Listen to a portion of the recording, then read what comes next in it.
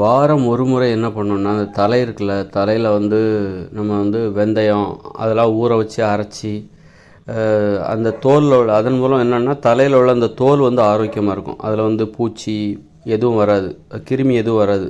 அதனால் முடி உதிராது. முடி உதிர்வதற்கு என்ன காரணம், அதோடய வேர்க்கால்கள், அந்த முடி முளைக்கிற அந்த தோல் பகுதி வந்து ஆரோக்கியம் இல்லாமல் இருக்கிறதுனால தான் அந்த முடி வந்து கீழே விழுது. பலம் இழந்து அது அந்த வேர் பகுதியில் வந்து ஆரோக்கியம் இல்லை, அந்த தோலில் வந்து ஆரோக்கியம் இல்லை. அதில் வந்து கிருமிகள் அதிகமாக இருக்குது. நீங்கள் என்ன தான் ஷாம்பு போட்டாலும் அந்த கிருமி அதை விட்டு போகாது. தலைமுடி வளர்கிற அந்த தோல் பகுதியில் வந்து நிறைய கிருமிகள் இருக்கும். அந்த கிருமிகள் வந்து வெறும் ஷாம்பு இதெல்லாம் போட்டாக்கா அது போகாது, அது போகிற மாதிரி இருக்கும். அதாவது அதுவும் சுத்தமாகும். ஷாம்பு போட்டால் என்ன ஆகும் அப்படின்னா, முடி எப்படி சுத்தமாகுதோ அந்த கிருமிகளும் சுத்தமாகி குளிச்ச மாதிரி, அது ஷாம்பு போட்டு குளித்த மாதிரி ஆகிடும். நம்ம நினச்சிப்போம் வந்து அதுவும் நீங்கிடும் அப்படின்னு நினைப்போம். அது அப்படி நீங்காது. அந்த கிருமிகளும் என்ன பண்ணணும், ஷாம்பு போட்டு குளிக்கும், சேர்த்து குளித்து அதுவும் சுத்தமாகும். தலைமுடி சுத்தமாகும் போது அதுவும் சுத்தமாகிக்கும், அது இன்னும் ஃப்ரெஷ் ஆகிடும். அதனால் வந்து அது எப்போ ஷாம்பெல்லாம் போட்டு அது நீங்காது. அதனால் நம்ம வந்து மருத்துவ குணமுடைய இந்த வெந்தயத்தை வாரம் ஒரு முறை அரைத்து தலையில் வந்து நல்லா அப்ளை பண்ணி, அது ஒரு 10-15 நிமிஷம் தான் தலையில் ஊற வைக்கணும். உடம்பு முழுக்க கூட தேய்க்கலாம். உடம்புல எந்த கிருமி இருந்தாலும் அது போயிடும். தலையில் கிருமி இருந்தாலும் கூட போயிடும். உடம்பு முழுக்க ஏதாவது நம்ம அதை தேய்க்கணும். தேய்ச்சாக்கா உடம்புல இருக்கிற கிருமிகளும் போயிடும். இப்படி வெந்தயம் மட்டுமே தேய்க்கக்கூடாது. வாரம் ஒரு முறை இதை தேய்ச்சா போதும். ஒரு நாள் என்ன பண்ணணும், ஒரு வாரம் நீங்கள் என்ன பண்ணணும், வெந்தயத்தோடு கொஞ்சம் வேப்பிலை சேர்த்துக்குங்க. வேப்பிலை சேர்த்து அரைச்சி பூசுங்க. இன்னொரு வாரம் என்ன பண்ணுங்கள், வெந்தயத்தோடு கொஞ்சம் சின்ன வெங்காயம் சேர்த்து அரைச்சி பூசுங்க. இன்னொரு நாள் என்ன பண்ணோம், குப்பைமேனி இலை, வேப்ப இலை, இதை ரெண்டையும் அரைச்சி, அல்லது இன்னும் இந்த மாதிரி மருத்துவ குணம், அதாவது யார்கிட்டயா சொல்கிறவங்க கேட்டு இந்த மாதிரி பண்ணலாமா அந்த மாதிரி பண்ணலாமா, அவங்க நிறைய ஐடியா சொல்லுவாங்க, நமக்கு எல்லாமே தெரியாது. இந்த மாதிரி வாரம் ஒரு முறை அந்த தலைப்பகுதியில் உள்ள தலைப்பகுதியை நம்ம தூய்மை செய்யும்போது அதில் ஏதாவது கிருமி இருந்தால் அது செத்து போயிடும்.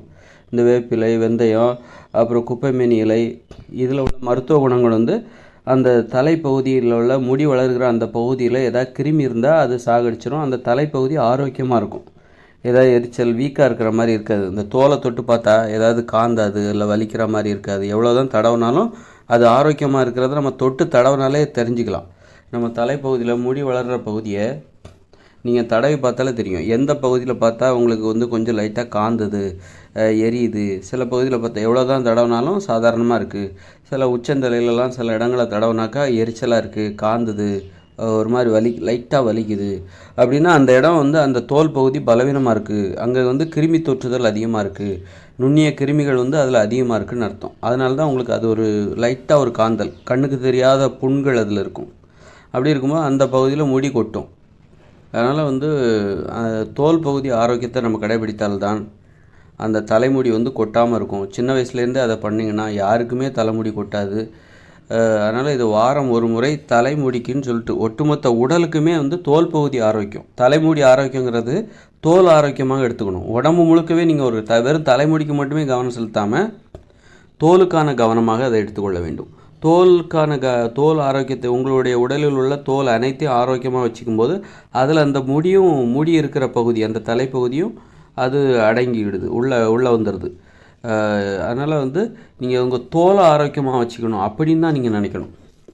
அதை அப்படின்னு நினச்சி உங்கள் உடம்பு முழுக்கவே நீங்கள் அந்த கிருமி, ஏன்னா உடம்பு முழுக்கவே இந்த கிருமிகள் ஒட்டிக்கும். நீங்கள் சோப்பு போட்டிங்கன்னா அந்த கிருமிகளும் சுத்தமாகுமே தவிர கிருமிகளும் தன்னைத்தானே குளித்து கொஞ்சம் சோப்பு போட்டு குளித்து நம்ம உடம்பு சுத்தமாகிற மாதிரி இந்த கிருமி சுத்தமாகும். ஆனால் அது போகாது, அதுக்குள்ளே தான் ஒட்டி இருக்கும். அதனால் வந்து கிருமிகளை கொல்ல வேண்டுமென்றால் நம்ம இந்த மாதிரி மருதாணி இலை, வேப்ப இலை, குப்பைமேனி இலை, வெந்தயம், சின்ன வெங்காயம், அதில் கொஞ்சம் எலுமிச்சைச்சாறு, இந்த மாதிரி நிறைய சொல்லுவாங்க. யூடியூப்பில் கூட நிறைய இருக்கும். அது மாதிரி நிறைய பேர் நீங்கள் என்ன பண்ணுறீங்க, செம்பருத்தி இலை, அப்படி வாரம் ஒரு முறை முதல்ல செய்ய பழகுங்க. சும்மா டெய்லி 2 நாளைக்கு ஒரு வாட்டி அப்படி ரொம்ப நெருக்கடி கொடுக்காம, நீங்கள் எதுவுமே இது வரைக்கும் உங்கள் உடம்புக்கு, உங்கள் தோல் ஆரோக்கியத்துக்காக நீங்கள் எதுவுமே செய்யலைன்னா இப்போ இந்த மாதிரி வாரம் ஒரு முறை அதை செய்யுங்க. எளிதாக செய்ய வாரம் ஒரு முறை ஞாயிற்றுக்கிழமை என்ன பண்ணுங்கன்னாக்கா, நல்ல தலையில் வந்து அந்த மாதிரி ஏதாவது வேப்பிலை, குப்பைமேனி இலை, வெந்தயம் இதெல்லாம் சேர்த்து அரைச்சி பூசி உடம்பு முழுக்க அரைச்சி பூசணும். ஏன்னா உடம்பு முழுக்க உங்களுக்கு அந்த கிருமி ஒட்டியிருக்கும். அந்த கிருமி தொற்றுதல் என்பது அந்த ஒரு வார காலத்தில் உங்கள் உடலில், உங்கள் தோலில் கண்டிப்பாக அது ஒட்டியிருக்கும். அதை வந்து ஒவ்வொரு வாரமும் நீங்கள் அதை சுத்தப்படுத்தணும். அப்போ தான் அந்த தோல் ஆரோக்கியமாக இருக்கும், அப்போ தான் தலைமுடி ஆரோக்கியமாக இருக்கும். தோல் வந்து அப்புறம் நீங்கள் தோல் ஆரோக்கியமாக இல்லைன்னா அது சீக்கிரம் வந்து ரொம்பவும் பொலிவிழந்து அல்லது வந்து முதுமை அடைந்து விடும். அந்த தோல் வறட்சியாகி புண்ணாகி அப்புறம் வந்து அது முதுமையாக காட்சி அளிக்கும். அதனால் தோலை ஆரோக்கியமாக வச்சுக்கணும். அப்போ அதில் வந்து முடியும் ஆரோக்கியத்துக்கு வந்துடும். தோல் ஆரோக்கியம் தான் முடி ஆரோக்கியம். ஏன்னா தலையில் உள்ள அந்த தோலில் தான் முடி வளர்கிறது. அப்புறம் முடி இதை மட்டும் பண்ணால் போதுமா, முடி கொட்டாதா? சின்ன வயசில் இருந்து நீங்கள் சிகரெட் பிடிச்சிங்கனாக்கா, நிறைய மதுபானங்களை குடிச்சிங்கன்னா அதுவே உங்கள் நரம்பு மண்டலத்தை பாதித்து பற்கள் விழுவதற்கு காரணமாக இருக்கிறது, முடியும் உதறுவதற்கு காரணமாக இருக்குது. முடி கொட்டி போகுது, பல்லு கொட்டி போகுது அப்படின்னா நரம்பு மண்டலம் பாதிக்கப்பட்டிருக்கு. சளி உடம்பு ஃபுல்லாக இருக்குதுன்னா அது உங்கள் பற்களை விழ வைத்து விடும், முடியும் கொட்ட வைத்து விடும், முடியும் சீக்கிரத்தில் விழுந்துடும். அதனால் நரம்பு மண்டலத்தில் சரியாக வச்சுக்கோங்க. நரம்பு மண்டலத்தில் நரம்பு தளர்ச்சி இப்படி எந்த பிரச்சனையும் இருக்கக்கூடாது. அப்புறம் வந்து சளி பிரச்சனை எதுவும் இருக்கக்கூடாது. இதெல்லாம் இருந்ததுன்னா முடி கொட்டும். இப்படி இப்போ சிகரெட்லாம் பிடிச்சாங்கன்னா அந்த சூடு அப்படி தலைக்கு போகும். அது நரம்பு மண்டலம் ரொம்ப பாதிக்கப்படும். ரொம்ப கோவம் வரும். சிகரெட் பிடிச்சா ரொம்ப கோவம் வரும், வன்முறை உணர்ச்சி வரும்.